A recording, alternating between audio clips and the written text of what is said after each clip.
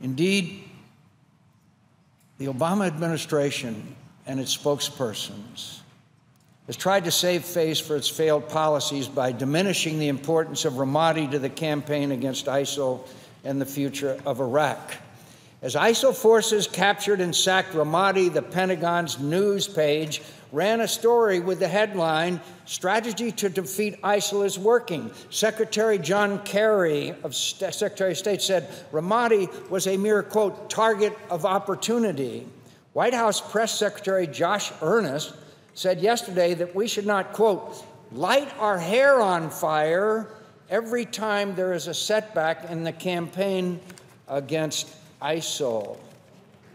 Meanwhile, Ramadi, Iraq, and the region are on fire. How could anyone say that we shouldn't light our hair on fire when news reports clearly indicate that there are burning bodies in the streets of Ramadi, that the ISIL are going from house to house, seeking out people and executing them. Tens of thousands of people are refugees. And what does the president's spokesman say? That we shouldn't light our hair on fire every time there is a setback. The Secretary of State of the United States of America said Ramadi was a mere, quote, target of opportunity. Have we completely lost our sense of any moral caring and concern about thousands and thousands of people who are murdered, who are made refugees, who are dying as we speak? And the Secretary of State says that we should not light our hair on fire. And what does the president have to say today? The president of the United States today says, well, it's climate change that we have to worry about. I'm worried about climate change. Do we give a damn about what's happening in the streets of Ramadi and the thousands of refugees and the people and innocent men, women, and children that are dying and being executed and their bodies burned in the street? A few weeks ago, as ISIL closed in on Ramadi, the chairman of the Joint Chiefs of Staff said, the city is not symbolic in any way and is, quote, not central to the future of Iraq, the capital of the Anbar province, the place where we lost the lives of some 400 brave Americans and some 1,000 wounded in the first battle of Ramadi during the surge.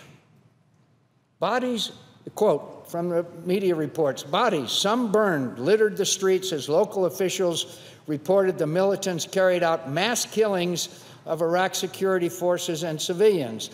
Islamic State militants searched door to door for policemen and pro-government fighters and threw bodies in the Euphrates River in a bloody purge.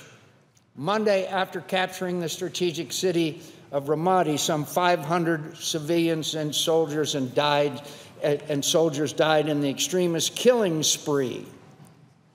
They said ISIS militants were going door to door with lists of government sympathizers and were breaking into the homes of policemen and pro-government tribesmen.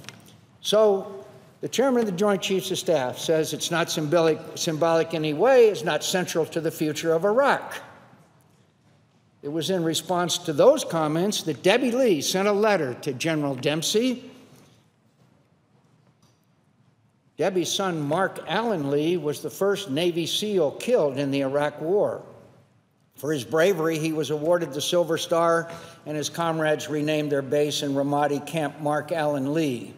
Quote, I am shaking and tears are flowing down my cheeks as I watch the news and listen to the insensitive, pain-inflicting comments made by you in regards to the fall of Ramadi, Debbie wrote General Dempsey. Quote, my son and many others gave their future in Ramadi. Ramadi mattered to them. Many military analysts say that as goes Ramadi, so goes Iraq.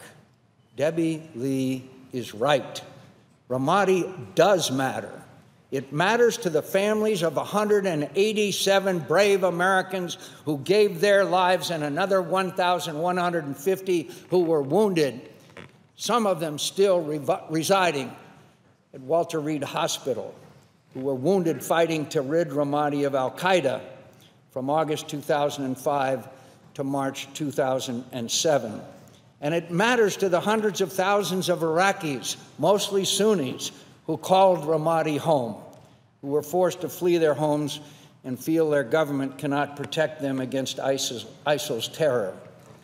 Ramadi's fall is a significant defeat and one that should lead our nation's leaders to reconsider an indecisive policy and a total lack of strategy that has done little to roll back ISIL and has strengthened the malign sectarian influence of Iran.